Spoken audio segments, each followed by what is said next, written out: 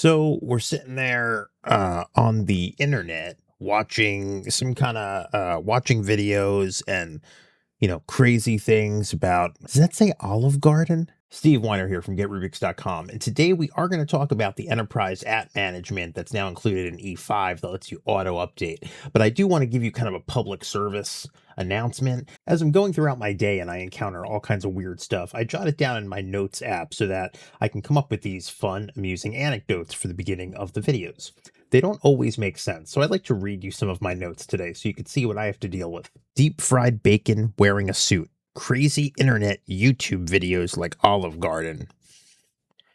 Board games feel stupid. That one I kind of agree with. Ketchup versus ketchup on a steak. Setting a Coca-Cola on fire. Mint clothing. Hibachi. I mean, that could be so many things. Chicken in a parking lot. Maybe it's best if I don't read these and we get right to the content today. Actually, deep fried bacon in a suit. Now that there actually is something there, I think.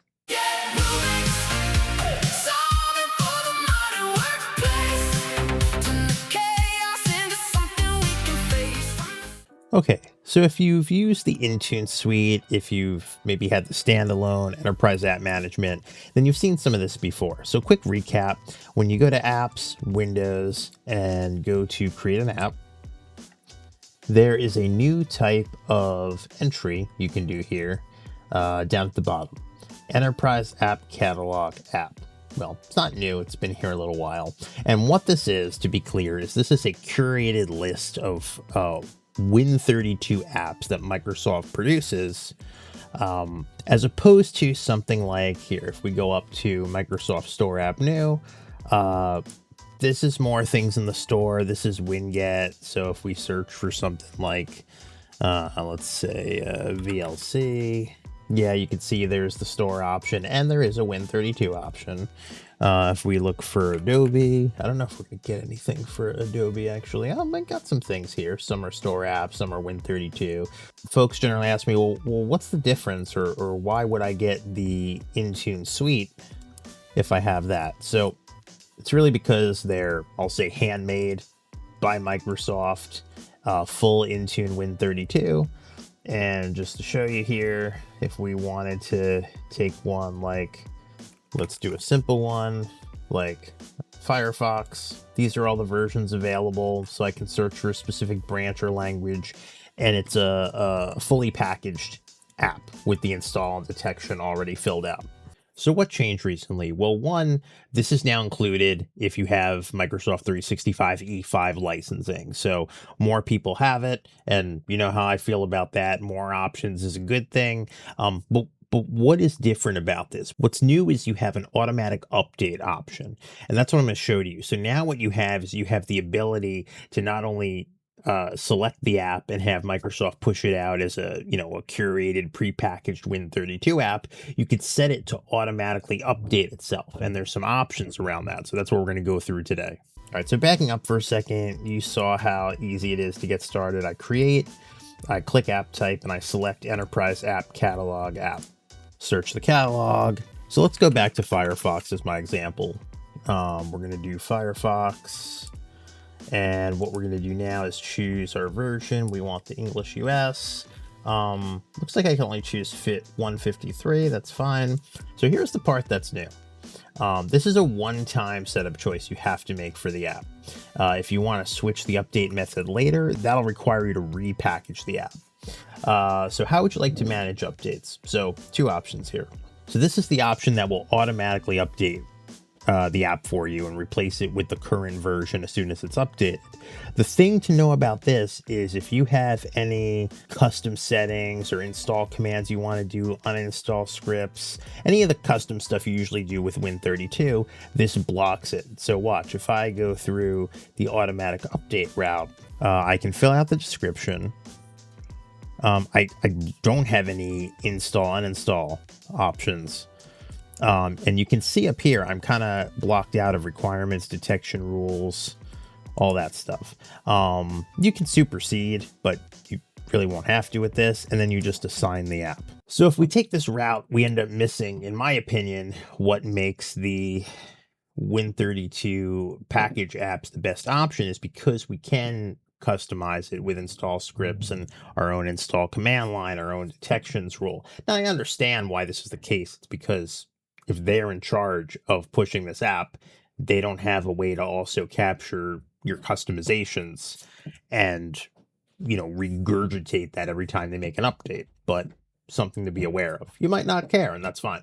So let's go back for a second. Now, if we were to choose the update with supersedence, that means we'll still be able to use all our customizations and install scripts, but the app will need to update using guided supersedence. So what does that mean? It means you're on your own.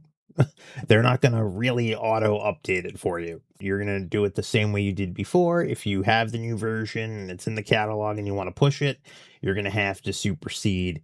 You're going to have to set it to supersede the old app. So you can see if we select here, we're pretty much in the original menu now for Win32. Now we have all our install, uninstall. We can upload a PowerShell script to handle that for us. We can do requirements again. We can do detection, our own detection rules, and you would just use supersedence to update the app. So it's not an automatic update. Few things to be aware of when you go the auto update route, since it's not just a standard Win32 package, there's behavior involved in it. The first one is there's no automatic rollback or remediation. Let's say bad versions of apps come out, maybe because something's wrong with it or it doesn't work for something in your org, and let's say that happens. There's no going back. It's up to you to either facilitate the uninstall or create a remediation script, or whatever the situation is, you're going to be responsible for getting it off the device. The auto update essentially only moves you forward, not backwards. Second thing to note, even though this is coming from Microsoft, it's part of Intune, they're still curated third-party packages. So if there is something wrong with the package, not the package, I'll say the app itself, if it's compromised, if there's some security concern in any way, a vulnerability, that's on you to find and remediate. And they do warn us about that. Microsoft does not assert compliance or authorizations for apps distributed via Intune. Customers are responsible for ensuring their apps meet their requirements. So it's your problem. Of course, if there is a vulnerability, they do notify you and they will revoke it. So you can't, push it again or it'll stop pushing it, but still you have to do the security remediation. Now, along that line, the catalog caches for up to an hour. So if there is a critical vulnerability found or an app is compromised, it can stay there distributing apps for the full hour. So just because you see that notice or, action is taken on that, if the app is still assigned, it'll still push out, and that'll just make more work for you to remediate. So it's going to be up to you to, kill the assignment of that app and, maybe remove it from Intune, wait for them to push an updated version. It is a small window, right? So you would definitely have to catch it, but it's something to be aware of. Now, none of these things are reasons to avoid using this feature. They're just things you need to know about when you're considering using this, packaging your own apps, or just going with a third-party solution. Lastly, I'm going to show you how we can monitor the use of these third-party enterprise apps. All right, so let's go back to the main apps page, and we're going to click Monitor.